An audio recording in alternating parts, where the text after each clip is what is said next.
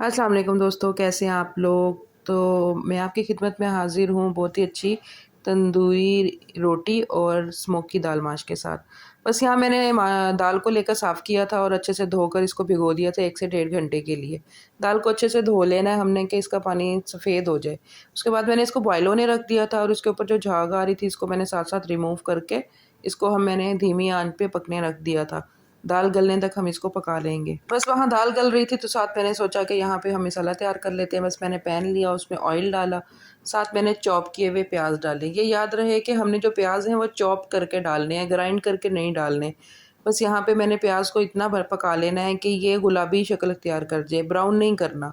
साथ मैंने इसमें खड़े खड़े गरम मसाले डाल दिए थे, जिसमें मैंने ज़ीरा, काली मिर्च, लौंग और दालचीनी डाल दी थी। बस इनको डाल के मैंने अच्छे से इसको पका लिया था, प्याज़ को गोल्डन सा कर लिया था। जैसे ही प्याज़ गोल्डन हुआ इसमें मैंने जो है लहसुन अदरक डाल दिया था, उसका पेस्ट डाल दिया था और उसको 2 से 3 मिनट तक अच्छे से भून लिया था।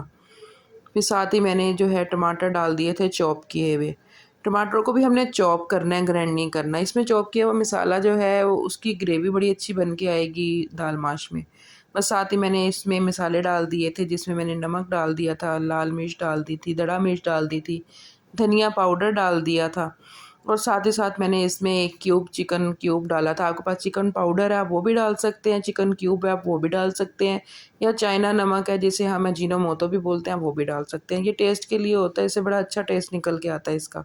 बस यहाँ पे मैंने थोड़ा-सा पानी डाल के इसको मसाले को पकने रख दिया था कि ऑयल अलग हो जाए और मसाला अलग हो जाए।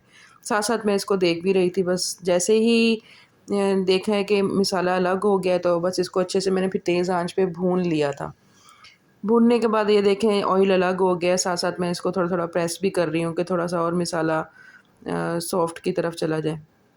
यहाँ पे मैंने दाल माश बॉयल हो गई थी वो डाल दी थी। अच्छा, दाल माश को हमने जब स्ट्रेन करना है तो आपने सबसे पहले इसमें ये देखना है कि आप जब इसका गर्म पानी निकालेंगे तो आपने इसके ऊपर ठंडा पानी नहीं डालना। बस इसका आपने गर्म पानी जो है वो निकाल के स्ट्रेन करके इसको उसी तरीके से लाकर इस मसाले में ऐड कर देंगे। क्योंकि हम ठंडा पानी डालेंगे तो इसका कुकिंग प्रोसेस जो है वो रुक जाएगा। हमने वो नहीं रोकना, क्योंकि इसमें जो एक आधी कनी बची होगी वो इसमें आके जो दम पे बड़ी अच्छे से जल्दी गल जाएगी। बस यहाँ पे मैंने इसको अच्छे से मिक्स करके 1 कप गरम पानी डाल दिया था, ठंडा नहीं डालना, गरम पानी डाल के मैंने इसको हल्की आँच पे रख दिया था पकने के लिए, दम पे रख दिया था आप ये कह सकते हैं। ये देखें मैंने बीच में चेक किया तो ये देखें अभी हल्का-हल्का पानी था, तो मैंने इसको फिर दोबारा दम पे रख दिया था।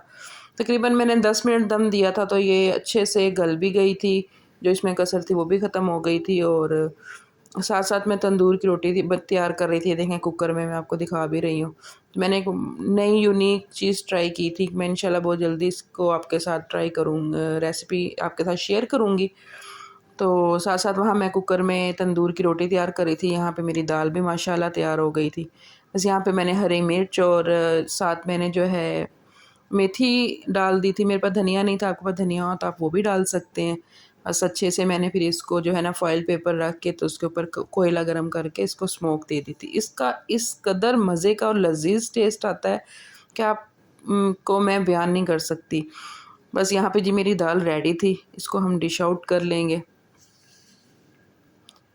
ये जी प्लेट ली मैंने, इसको डिश आउट किया।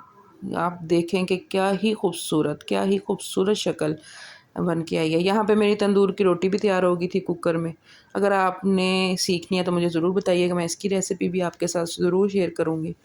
बस जी इसके ऊपर हमने देसी घी लगाया रोटी के ऊपर और प्लेट में हमने अचार रखा, साथ मैंने रोटी रखी और मैंने अपना दोपहर का जो लंच था वो मैंने एंजॉय किया। आप मुझे ज़रूर बताइएगा कि आपको मेरी वीडियो कैसी लगी। मेरे इस चैनल को सब्सक्राइब, लाइक और शेयर ज़रूर कर दीजिएगा। कमेंट करके मुझे अपना प्यार ज़रूर दिखाइएगा, मुझे आपके कमेंट पढ़ना बहुत अच्छा लगता है। यहाँ पे मैं खाना खा रही थी, बहुत मज़े की, यकीन जाने वाक़ई ही बहुत मज़े की बनी थी। चलें जी, अपना ख़्याल रखिएगा, दुआ में याद रखिएगा। ओके जी, अल्लाह हाफ़िज़।